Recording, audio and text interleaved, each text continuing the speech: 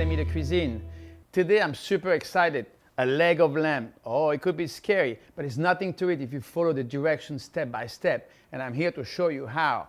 I removed about 50% of the fat that was on top. You can see here, and I left some on it. That's very important because in the oven, we're going to cook the leg of lamb for probably an hour and a half. So you want the fat to render and go inside the meat and keep it nice and moist. Now, I prefer to cook mine with the bone in. You can see here all the way through.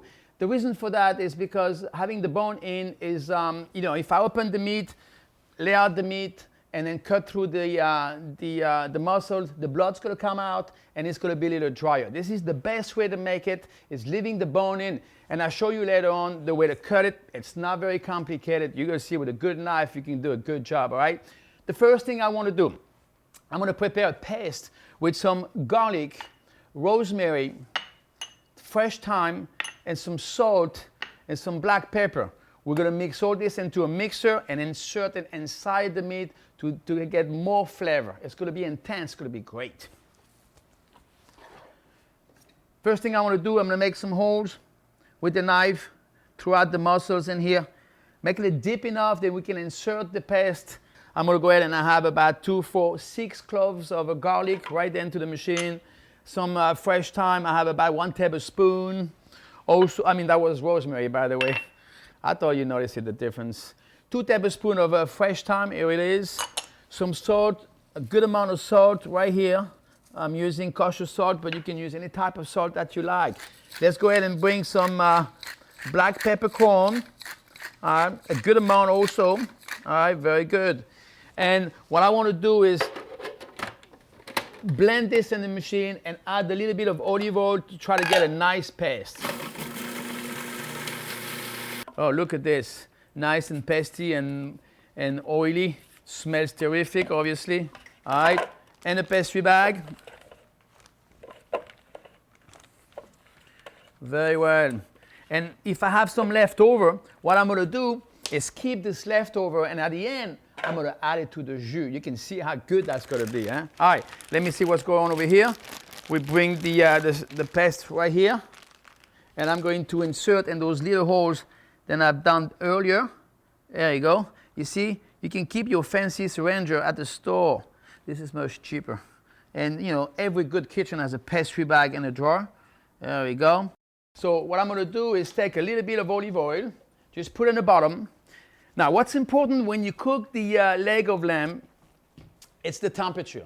Obviously, what we need to do in here is sear the outside of the leg at a high temperature to coagulate the protein, and therefore your jus from the leg stay on the inside.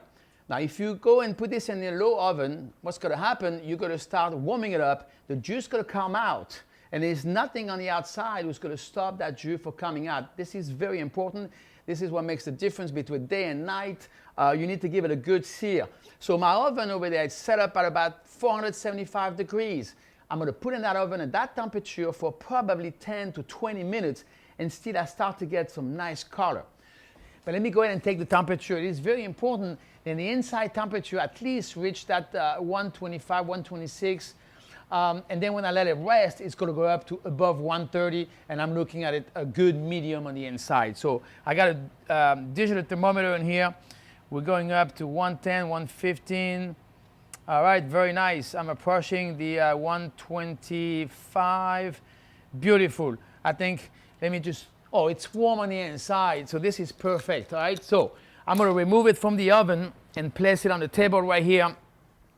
And what I want to do now is take the leg out of the roasting pan and let it rest on the cooling rack like this one.